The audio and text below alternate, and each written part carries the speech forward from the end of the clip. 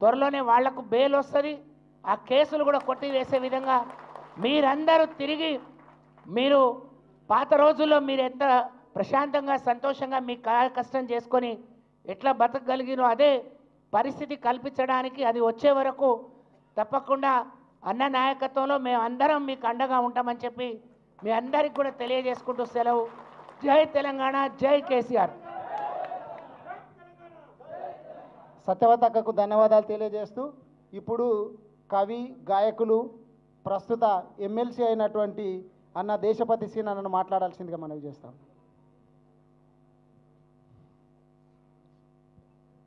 వేదిక మీద ఉన్న టీఆర్ఎస్ అగ్రశ్రేణి నాయకత్వానికి, వేదిక ముందున్న కోడంగల్ నియోజకవర్గం నుంచి వచ్చిన మీ అందరికీ నమస్కారం.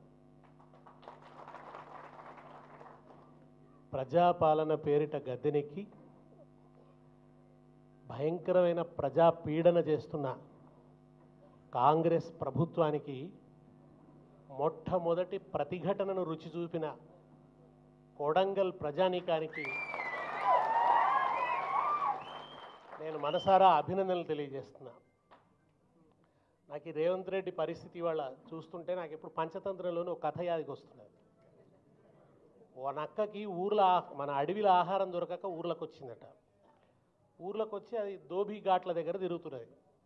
తిరుగుతూ తిరుగుతూ అక్కడ వాళ్ళు తెల్ల బట్టలకు నీలిమందు వేస్తారు కదా, ఆ నీలిమందు కలుపున్న తొట్టిలో పడ్డది ఆ నక్క పోయి. పడంగా దానికి మొత్తం నీలం రంగు అంటుకున్నది. ఆ నీలం రంగుతున్నది అడవిలోకి పోయింది. పోగానే అడవి జంతువులన్నీ ఇదేదో కొత్త జంతువు అనుకొని భయపడ్డాయి. ఎందుకంటే నీలం రంగులో ఉండదు కదా నక్క, ఇదేదో బ్లూ కలర్లో ఉన్నది, ఇదేంది అని చెప్పి అన్నీ భయపడ్డాయి. భయపడంగానే ఆ నక్క కూడా ఇదేదో మంచిగా ఉందని చెప్పి, నేను దేవుడు పంపించిన దూతను, నేను మీ కొత్త రాజును, మీరందరూ ఇవాళ నుంచి నేను చెప్పినట్టు వినాలి అన్నది. అంటే పాపం అన్ని భయపడ్డాయి. అన్ని జంతువులు ఈ నక్క చెప్పినట్టే వింటున్నాయి. ఇక అది ఇష్టం ఉన్నట్టు తిడుతున్నది. పండబెట్టి తొక్కుతా, చీరుతా, లాగులో తొండలు ఇడుస్తా, అది ఇదని దాని ఇష్టం ఉన్నట్టు తిడుతున్నది. దాని ఇష్టం ఉన్నట్టు అది తిడుతున్నది. బానిసత్వం చేయించుకుంటున్నది వాటన్నిటితోని కూడా. అవి పాపం ఆహారం సేకరించి తెచ్చి దీనికి పెడుతున్నాయి. బాగా తింటున్నది, దుక్కలాగా తయారైంది. చివరికి ఏమైందంటే ఇక దీని పీడ పడలేకపోతున్నాయి, దీని పీడ ఎట్లా విరగడవుతుంది రా అని ఎదురు చూస్తున్నాయి. ఒకసారి సభ పెట్టింది, ఇవాళ అసెంబ్లీ పెట్టినట్టే. సభ పెట్టి అన్నింటిని రమ్మన్నది. రమ్మంటే అన్నీ వచ్చినాయి. వచ్చిన తర్వాత ఇది గంభీరమైన ఉపన్యాసం మొదలుపెట్టింది. ఆ ఉపన్యాసం వినలేక అవి చెవులు మూసుకున్నాయి. ఎట్లరా బాబు దీంటి విముక్తి అనుకుంటుండగా మెల్లగా వానవడుడు శురువైంది. ఆ వానకు మెల్లగా ఏమైపోయిందంటే ఈ నీలం మందు మొత్తం కరిగిపోవడం ప్రారంభమైంది. అప్పుడు జంతువులన్నీ కూడా తేరిపార చూసే వరకులా దాని అసలు స్వరూపం బయటపడ్డది. మరి ఇది నిన్నటిదాకా మనం చూసిన నక్కనేరా, దీని దగ్గర మొన్నటిదాకా 50 లక్షల రూపాయల బ్యాగులే ఉండే, ఇప్పుడు ఇది కోట్ల రూపాయల బ్యాగులు తయారు చేసుకుంటున్నది. ఈ కోట్ల రూపాయల బ్యాగులు చేసేదాన్ని చూసి మనం ఇంకేందో అనుకున్నాము. మీకు గుర్తుంది కదా, మొన్న అసెంబ్లీలో బ్యాగ్ ఇచ్చిండ్రు ఆయనకు, బడ్జెట్ బ్యాగ్. బడ్జెట్ బ్యాగ్ ఇస్తే దాన్ని వెనకా ముందు చూసుకుంటున్నాడు ఆయన. వెనుక నుంచి పాట పెట్టిర్రు, గుర్తుకొస్తున్నాయి గుర్తుకొస్తున్నాయి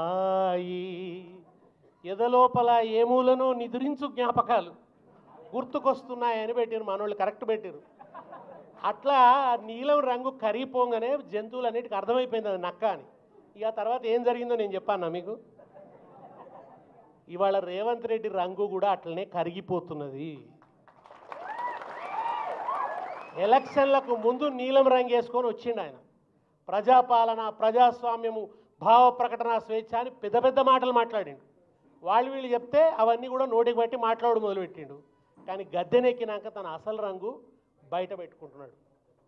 దుక్కులు దున్నే రైతు చేతులకు బేడీలెందుకురో అని పాడుకున్నాం.